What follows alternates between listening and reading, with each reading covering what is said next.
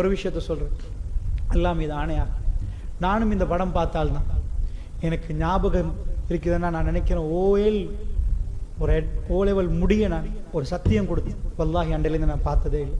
இப்போ என்ன கூத்து போகுதுன்னு தெரியாது, 4 பேர் சொல்றது தான் நான் கேட்டு சொல்றேன். அல்லாஹ்வோட நான் ஒரு சபதம் வாங்கினேன், நான் வீட்டில் ஓதி கொடுப்பேன், படத்தையும் பார்ப்பேன், எனக்கு கல்பு குத்திச்சு. நீ செய்யற அதை நான் பப்ளிக்காக தான் செய்வேன். சில நேரம் ஓதி கொடுக்க வர பிள்ளைகளை நான் பார்த்துட்டு படத்தை பார்த்துட்டு ஓதி கொடுப்பேன், நான் எதையும் ஓப்பனாக தான் செய்வேன். ஆனால் ஒரு நாள் நானே ரோட்டில் போன எனக்கு கல்பு குத்திச்சு. ரப்புக்கு ஒரு சபதம் கொடுத்து நான் கண்ணை பொத்திடும், தப்பு போக்கல, அந்த ஒழுக்கம் எனக்கு இருந்துச்சு. இது வரைக்கும் நான் தியேட்டர் வாசலில் காலை மிரிச்சதே இல்லை. எங்கள் உமா அப்பாக்கு அல்லாஹ் ரஹ்மத் செய்யணும், அவங்க எங்களை அப்படி வளர்த்தாங்க. ஆனால் வீட்டில் போகிற படத்துக்கு நாங்கள் அடிக்ட் ஆகினோம், கொஞ்சம் பார்த்தோம், அப்படிலாம் நடந்துச்சு. அல்லாட்ட சபதம் சத்தியம் வாக்கு கொடுத்து, இறைவா எனக்கு ஆசை, உனக்காக நான் இதை விடுறேன். அண்டையில் என் லைஃப்பில் நான் பெரிய சேஞ்சஸை கண்டேன். அதனால் உங்களுக்கு சொல்கிறேன், உங்களை அழிச்சிரும் இந்த படம். நீங்கள் ஓஎல் முடிஞ்சு இப்போ வீட்டுக்கு போனால் உங்களுக்கு என்டர்டெயின்மெண்ட்டை நீங்கள் யூடியூப் தொடங்குவீங்க, நீங்கள் எடுப்பீங்க ஃபோனை, அதுலேருந்து நீங்கள் தொடர்ந்து அடிக்ட் ஆக ஆரம்பிப்பீங்க. நான் உங்களுக்கு அவனை பற்றி சொல்லிட்டேன், அவங்க யாருன்னு. இந்த கதாநாயகர்கள் என்று சொல்கிற படம் எடுக்கிற இண்டஸ்ட்ரியே பெரிய பண புதையல். உங்களை மாதிரி ஆட்களை சாவடிச்சு தான் அவங்க சம்பாதிக்கிறாங்க. எத்தனையோ டொபேக்கோ கம்பெனிஸ், எத்தனையோ பிராண்ட் சாராய கம்பெனிஸ் எல்லாம் அவங்களுக்கு கொடுப்பாங்க. எதுக்கு? இவங்களை அழிக்கணும். அவங்களோட மார்க்கெட்டிங் ப்ரோக்ராம் தான் நீங்கள், அவங்களோட அட்வர்டைஸ்மெண்ட் தான் அது படம் என்பது. போதைப் பொருளுக்கான அட்வர்டைஸ்மெண்ட் தான் படம். அதனால தான் திரும்ப சொல்கிறேன், இந்த 3 வருஷம் கோவிட் அவுட் பிரேக்கில் எல்லாமே பூட்டிருக்கிற நேரம், ஸ்கூல் பூட்டி எல்லாம் பூட்டுற நேரம், எப்படி பிள்ளைகள் இப்போ அதிகமாக போதைக்கு அடிமையாகுவாங்க. ஐநாவுடைய அறிக்கை ஏன் இதை சொல்லுது, போல்ட் பண்ணி சொல்லுது, ஸ்ரீலங்காவில் ஹையஸ்ட் ரேஷியோ, கடுமையான ரேஷியோ. முஸ்லீம் ஊர்கள்லாம் இதுவரைக்கும் காணாத விதத்தில் போதைப் பொருளை சீரழிகிறாங்க. கல்லன் வேற எங்கேயும் இல்லை, உங்கள் ஃபோனில் உள்ள யூடியூப்ல நீங்கள் டிவியில் பார்க்குற படத்துலேயும் தான் இருக்குது. திரும்ப திரும்ப ஸ்மோக் பண்ணுறதை பார்க்குற நேரம் உங்களுக்கு உமாக்கு தெரியாது, இவங்க ஸ்மோக்கை படித்து கொடுக்கல, உங்கள் பிரெயினுக்கு லிம்பிக் சிஸ்டத்துக்கு அவங்க போடுறாங்க. பிரச்சனை வந்தா ஸ்மோக் பண்ணு, ஸ்மோக் பண்ண தொடங்கினா அடுத்தது நீங்கள் தேடி போவீங்க கேஜியையும் ஐஸையும். அதனால உங்க ஃப்ரெண்ட்ஸ் இதுக்கு அடிமையாகிறாங்கண்டா நீங்க காப்பாற்றணுமா இல்லையா? இன்றிலிருந்து முடிவெடுத்துக்கோங்க, இன்றிலிருந்து முடிவெடுங்க. உங்களை விற்கிற ஒரு கூட்டம் இருக்கிறாங்க. சிகரெட் ஹராம். இந்த சிகரெட்டுக்கு ஸ்ரீலங்கன் கவர்மெண்ட்டுக்கும் ஹராம். அதனால தான் ஸ்ரீலங்கா மீடியாவில் சென்சர் பண்ணி தான் ஸ்டேட் மீடியாவில் அட்வர்டைஸ்மெண்ட் கொடுக்கணும். ஸ்டேட் மீடியாவில் அட்வர்டைஸ்மெண்ட் கொடுக்க போக்கல டொபேக்கோஸ் கொடுக்கல, இந்த கம்பெனிஸ் சிகரெட்டை பற்றி உங்களுக்கு கொடுக்கல. ஸ்டேட் மீடியாவில் வந்து கோடி கொடுத்தாலும் சித்தாலே போய் அட்டை போடுவான், ஹீரோண்டா பைக் அட்டை போடுவான், வேற கேஎஃப்சி ஒன்று அட்டை போடுவான், சிகரெட் அட்டை போட மாட்டான். ஆனால் சிகரெட்டுக்கு நிறைய அட் தேவை. நல்லா புரிஞ்சுக்கோங்க, அட்வர்டைஸ்மெண்ட் தான் பிஸ்னஸ். இன்றைக்கு 30 ஆண்டுகளுக்கு முன்னாடி விக்ஸ் பாமும் டைகர் பாமும் தான் மார்க்கெட்டை பிடிச்சிருந்துச்சு. தலைவலின்னா டைகரை பூசுவாங்க, ஏதோ விக்ஸை பூசுவாங்க. சித்தாலே இப்போ வந்து அப்படியே வந்து கிராஸ் பண்ணிச்சு. பல கோடி கொடுத்தான் அட்வர்டைஸ்மெண்ட். மார்னிங்லேருந்து நைட் வரைக்கும் சித்தாலே பண்ணி கத்தினான். இன்றைக்கு டைகர் பாம்பை காணாமலே போச்சு. இந்தியன்ஸ் பாம்பு அப்படி தள்ளி போட்டு ஸ்ரீலங்கன் பாம்பு வந்து மேலே நின்றுச்சு. அட்வர்டைஸ்மெண்ட் அவ்வளோ பவர்ஃபுல். பல லட்சங்கள் கொடுத்து அதை போடுறது என்னண்டா மார்க்கெட்டில் உள்ள அந்த இதை பிடிச்சு கொள்றது, மார்க்கெட் ஷேரை பிடிச்சிருவாங்க. ஸோ இதே மாதிரி சிகரெட் கம்பெனிக்கு தேவை மார்க்கெட் ஷேர். ஏண்டா 100 பேர் இருந்தால் இன்றைக்கு 5 பேர் செத்து போயிடுவான் சிகரெட்டால், 95 பேர் ஆயிடுவான். 95 பேரில் 5 பேர் செத்தா எந்த கம்பெனியும் ப்ராஃபிட் குறையிறத பார்க்க மாட்டாங்க, கூட்டணும். 100 இருந்து 5 குறைஞ்சா 10 எடுக்கணும். உங்க எல்லாத்தையும் டார்கெட் பண்ணுவான். ஒவ்வொரு வீட்லையும் இப்போ ஓயில் முடிச்சுட்டு வர்றவன் கையில் ஒரு சிகரெட்டை கொடுக்குறது அவன் டார்கெட். நீங்க நினைக்கிறீங்களா மாஸ்டர் பிளான் நடக்கும் இதுக்கு? நீங்க நினைக்கிறீங்க சும்மா வந்து கடையில் போட்டுட்டு அவன் போறாண்டு? சாதாரண கேஎஃப்சியில் ஒரு கோழி விற்கிறதுக்கு போடுற மாஸ்டர் பிளான் நீங்க படிச்சீங்கன்னா நீங்க ஒசுக்க போயிருவீங்க. சைக்காலஜிக்கல் கலர் இருக்கு. ஆரஞ்சு கலர் காட்டினா பசி வரும், எல்லோவிஷ் ஆரஞ்சு ரெட்டுக்கு போனா தான் பசி வரும். அந்த கலர் தான் அவங்களோட போர்டில் இருக்கு. மெக்டானல்ட்ஸா இருக்கட்டும், கேஎஃப்சியா இருக்கட்டும், அவங்களுக்கு ரெட் கட்டாயம். இப்படி எக்கச்சக்கமான தியரிஸ் இருக்கு. அதுல எப்படி ஒரு புள்ளைய கொண்டு வரணும்னா டாய்ஸ் கொடுக்கணும்னா அந்த புள்ளைய டாய்ஸுக்கு வைப்பாங்க, புள்ளைய டேஸ்ட்டுக்கு ரெடி பண்ணுவாங்க. எக்கச்சக்கமான ஆய்வுக்கு போறது அந்த கோழியும் அந்த இதெல்லாம் மயனைஸ் எல்லாம். நாங்க நினைக்க சும்மா எடுத்து நம்ம போய் ரெசிபி போட்ட மாதிரி இல்லை. டோட்டலி தாய்ப்பால் எடுத்து ஆய்வு பண்றான். அதுக்குள்ள தாய்ப்பாலுக்கு ஏன் புள்ள அடிக்ட் ஆகுது? வேர்ல்ட்ல எல்லா புள்ளையும் தாய்ப்பாலுக்கு அடிக்ட். தாய்ப்பால் இந்த கலட்டவே இல்லாது. கலட்டன்னா பெரிய போராட்டம் நடத்தணும்.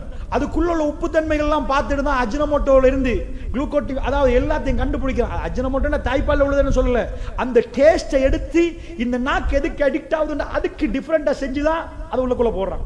இப்படி அவன்கிட்ட போனவனுக்கு திரும்ப அவனை ஞாபகம் வைக்கிறதுக்கு ரகசியமான எத்தனையோ ஐட்டம் இருக்கு. சொன்ன அதை பத்தி பேசல. உங்க எல்லாத்தையும் பிடிச்சி வலையில போடணுமாண்டா, உங்க கையில சிகரெட்டை கொண்டு வரணும்டா, ஸ்டேட் மீடியா அவனுக்கு தடை போட்டு இருந்தா எங்கேயுமே போடலாட்டி எப்படி உங்க கையில சிகரெட்டை தருவான்? உங்க பிரின்சிபல் பள்ளிவாசல் பேசிமாம் டியூஷன் எதுலையுமே இயலாது. உங்க வாப்பா பேன் பண்ணுவார், இல்ல வேணாம் தடை. இப்ப எப்படி உங்களுக்கு சிகரெட் அறிமுகப்படுத்துறது? இதுக்குதான் அவன் பயன்படுத்தினான் படமும் நாடகமும் கதையும். நீங்க போய் அட்வர்டைஸ்மெண்ட் போட்டீங்கன்னா தடை. ஆமா, நான் கேட்கிறேன், கதாநாயகம் நடிக்கிறேன், நீங்க நடிக்கிறீங்க, நீங்க ஸ்மோக் பண்ற ஒரு ஆள் ஒரு பேச்சுக்கு எக்ஸ்கியூஸ் மீ நான் கொஞ்சம் வெளியே போய் ஸ்மோக் பண்ணிட்டு வருவான்னு கேட்பான். போர்ட் மீட்டிங்ல உள்ள ஒரு டைரக்டர் ஸ்மோக் பண்றவனா இருந்தா எக்ஸ்கியூஸ் மீ வெளியே போய் ஸ்மோக் பண்ணுவான்னு கேட்பான்.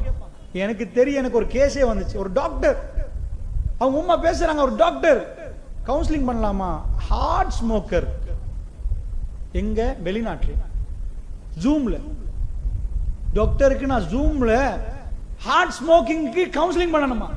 எக்கச்சக்கமான டாக்டர்ஸ் இருக்கிறாங்க, அவங்களாம் வேணாண்டுவாங்க, அவங்க அடிப்பாங்க. எப்படி சிக்கிறது? இது அடிக்ட் பண்றதுக்கு அதுக்குள்ள இருக்குது, போட்டு வச்சிருக்கிறான். ஒன்று அடிச்சா இன்னொன்று தேவைப்படுற மாதிரி போட்டு வச்சிருக்கிறான். எல்லாம் இருக்குது அதுக்குள்ள, செட்டிங் பண்ணி தான் உங்க கையில தர்றது நீங்க அடிமையாகிறதுக்கு. இதுக்கு என்ன பண்றாங்க தெரியுமா? ஒரு பெரிய ஃபேமஸான ஒரு ஆள் வந்துட்டாரு. அவர் வந்து வீடியோக்கு முன்னாடி இருந்து இப்படி வச்சுட்டு டீ குடிக்கிற மாதிரி காட்டுறாரு. இங்க பிராண்ட் பைத்துட்டு இந்த பிராண்ட் போனா அவர் சாக்குல சல்லி வரும். அவர் தூக்கின கோப்பைக்கு, அவர் தூக்கின எல்லாத்துக்கும் அவர் பேர் இங்க அடிச்சு வச்சிருந்தான்னு வைங்க, ஏதாவது உண்டு, அதுக்கும் அவருக்கு கோடி கோடியா வரும். இதான் brand marketing, brand name marketing. So இப்ப கதாநாயகர் வந்தா, கதாநாயகர் பச்சை கிழவன் தான் நடிக்கிறான். அவனை தள்ளி விட்டா விழுந்துருவான். அவனை பொடிய மாதிரி மேக்கப் பண்ணி இளைஞர்களுக்கு எதெல்லாம் விருப்பமோ அந்த மாதிரி ரவுடித்தனமா அடிக்கிறது, புட்டிக்கிறது, எடுக்கிறது. யங் பிளட் உங்களுக்கு எது ஆசையோ சைக்காலஜிக்கலி உங்களுக்கு போய் உங்களுக்கு காதல் ஆசைன்னா காதல போடுவான், காதலுக்காக போராடுறா உங்களுக்கு அதை விட விட்டா வேற வேலையே இல்லை. அவன் பாஞ்சான், இங்க இருந்து குதிச்சான், கிழிச்சான். அவன் எவனும் கல்யாணம் முடிச்சு மனைவியோட வாழல, அவ்வளவும் கூத்தாடி சைத்தான். இந்த கூத்தாடி சைத்தான் உங்களுக்கு வேற பிக்சர் போட்டு மேக்கப் பண்ணி உங்களை ஏமாத்த ரொம்ப லேசி. உங்க வயசு நீங்க கும்பிட்ட மாதிரி தலையாட்டுருவீங்க, உங்களுக்கு தெரியும் இது கேமரா செட்டிங் தாண்டி. ஆனா உங்களை எப்படி பிடிக்கணுமோ பிடிச்சான். பிடிச்சிட்டு வந்த கதாநாயகர், நீங்க என் தலை, என் உசுறு, என் இதயம், என் ஹார்ட், என் கல்வி, என் கிட்னி என்று சொன்னீங்களே, அவ்வளவு நேசிக்கிறாங்க இந்தியால, அவ்வளவு நேசிக்கிறாங்க ஸ்ரீலங்கால. விஜய் என் தலை, அஜித் ஏன்னா உங்க விஜய் ரெண்டு சண்டை பொடியமாக்க ரெண்டு பேர். என்ன ஏண்டால் வந்து அஜித் தான், அவடால் விஜயா, நான் விஜயா அஜித்தா, யார் நல்லம்? ரெண்டுமே கூத்தாடி தான் சைத்தான். விளங்குதா? இப்ப என்ன நான் சொல்ல வரேன்டா, இந்த ரெண்டு பேரும் இப்படி அவங்க மயங்குறாங்க. அவங்க என்ன பண்ணாங்க தெரியுமா? அவங்களுக்கு ரசிகர் மன்றத்தை உண்டாக்கிட்டு அவங்க கோடி கோடி அவங்கள அழிச்சு சம்பாதிச்சாங்க. இவன் துரோகிகள், துரோகிகள். எப்படி அழிச்சான் தெரியுமா? கேமராக்கு முன்னாடி டொபேக்கோ கம்பெனி அவனை கொடுத்துச்சு சிகரெட்.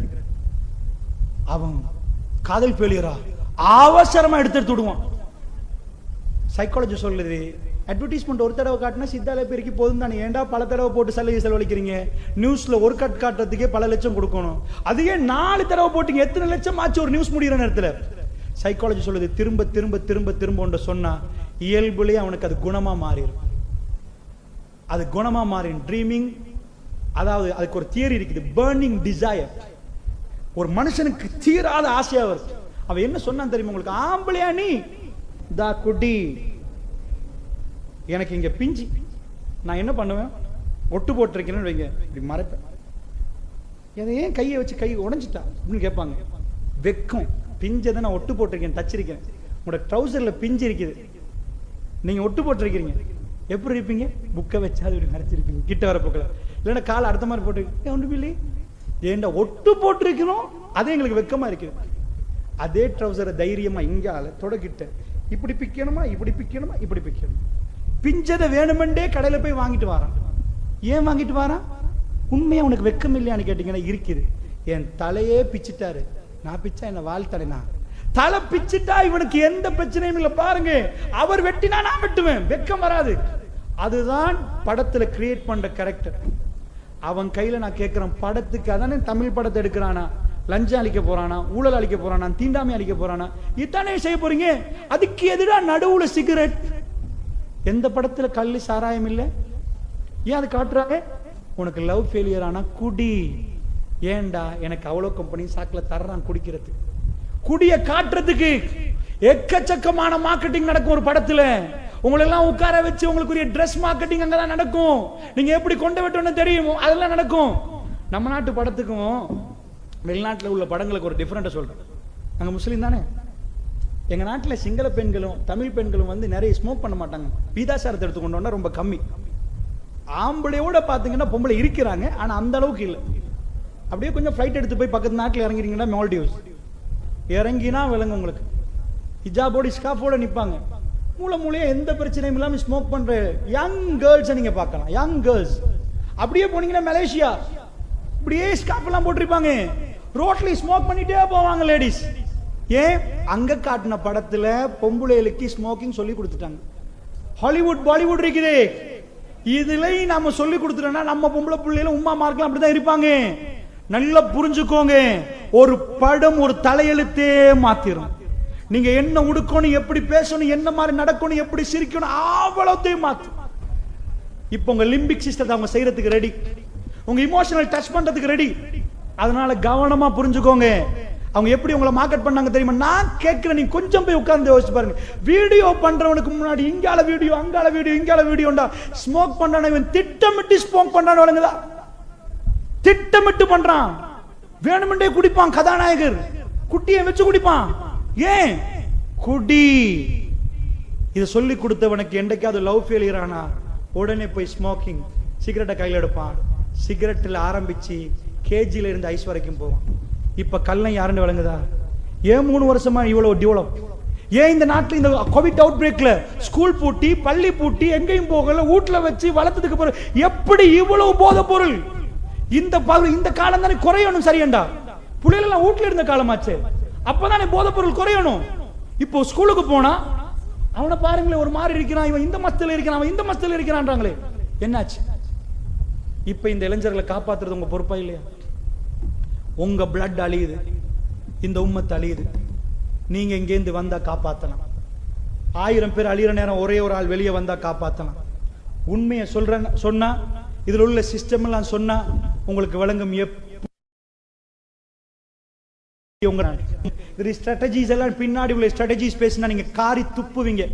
கூத்தாடி சைத்தான்கள், இந்த சைத்தான்கள் எங்களை அழிக்கிறான். ஏக்கச்சக்கமான ப்ராப்ளம். அது தனியா பேசணும் என்ன நடக்குது. ஸ்ட்ராட்டஜிஸ் படம் நீங்க எல்லாம் நினைக்காதீங்க. பணம் என்பது, பிசினஸ் என்பது வேறு. இந்த சினிமா இண்டஸ்ட்ரியல் என்பது அது இந்தியாவே ஆட்டி படைக்கிற மெயின் பிசினஸ். ஒரு படத்துக்கு போற எத்தனையோ துரோன் ஆகிற பிசினஸ். அதுல உள்ள இளைஞர்களை கவ்வி பிடிச்சி அவங்கள வீக்காக்கி சுபான்ல நீங்க அடிக்கடி சண்டையை பாத்தீங்கன்னா என்ன ஆகும்? உங்களுக்கு லிம்பிக் சிஸ்டம் பேசின ஃபர்ஸ்ட் நான் பேசினேன். என்ன ஆகும்? நீங்க முரடனா போவீங்க, ரோட்ல அடிச்சுட்டு போவீங்க, பஸ்ல சண்டை பிடிப்பீங்க, ஆட்டோ வேகமா ஓட்டுவீங்க, அவ்வளவு ஸ்பீடா ஓட்டுவீங்க. உங்களுக்கு காட்டி தந்ததெல்லாம் அவ்வளவு ஸ்பீட் ஆக்ஷன்ஸ் அவங்களுக்கு நலவு செய்யல. அப்படி செஞ்சிருந்த இந்தியா மக்கா மதீனாவோட மாறி இருக்கேன். உலகத்திலே ஆக மோசமான ஊரு. ரசூலுல்லாஹ் மௌத்தாகிற நேரம் தேம்பி தேம்பி அழுதாங்க அந்த சஹாபாக்கு. அவங்க வாயில ஜிக்ர் இருந்துச்சு, அவங்க கல்புகள் மாறி இருந்துச்சு. உலகம் அவங்கள பார்த்து இன்றைக்கு நாங்க அழுகுறோம். அவங்களோட தியாகங்களை பார்க்கிறோம், அவங்க தர்மங்களை பார்க்கிறோம். சுப்ஹானல்லாஹ். உலகத்தில் ஆக மோசம் என்று சொன்னேன். தன் குழந்தைய புதைச்ச ஒரு தோழர் ரசூலுல்லாஹ் சுபஹ் தொழுகைக்கு பிறகு பள்ளியில உட்கார்ந்து இருப்பாங்க. துஹா நேரம். அந்த நேரத்துக்கு கதைச்சு பார்க்க ஒரு தோழர் வந்து அவரோட கதையை சொல்லுவார். ரசூலுல்லாஹ் கேட்பாங்க, ரசூலுல்லாஹ் பேசுவாங்க. அதில் தான் ஒரு தோழர் அழுது கொண்டு சொன்னார் அவரோட கதை. எந்த கதையை? அவர் புள்ளைய புதைச்ச கதையை. எல்லாத்தையும் கேட்ட ரசூலுல்லாஹ் திரும்ப சொல்லுங்களேன். ரசூலுல்லாஹ்வுடைய கண் கலங்குது. திரும்ப சொன்ன பிறகு அவர் ஒரு விஷயத்தை கேட்டார். குழந்தைய புதைச்சத்தில் அவருக்கு எந்த பிரச்சனையும் அந்த டைம்ல இருக்கல. அவரோட கல்வி இன்றைக்கு டோட்டலா சேஞ்ச் ஆயிருந்துச்சு. அவர் கேட்டார் ரசூலுல்லாஹ், யா ரசூலல்லாஹ், அல்லாஹ் என்ன மன்னிப்பானான்னு கேட்டார். அழ ஆரம்பிச்சிட்டார். அல்லாஹ் என்ன மன்னிப்பானா? நான் ஒரு மர்டர் பண்ணிட்டேன், என் பிள்ளைய சொல்ல பார்த்தாங்க. பாலைவனம் அப்படியே சேஞ்ச் ஆயிட்டு. அந்த மிராக்கிள் இது.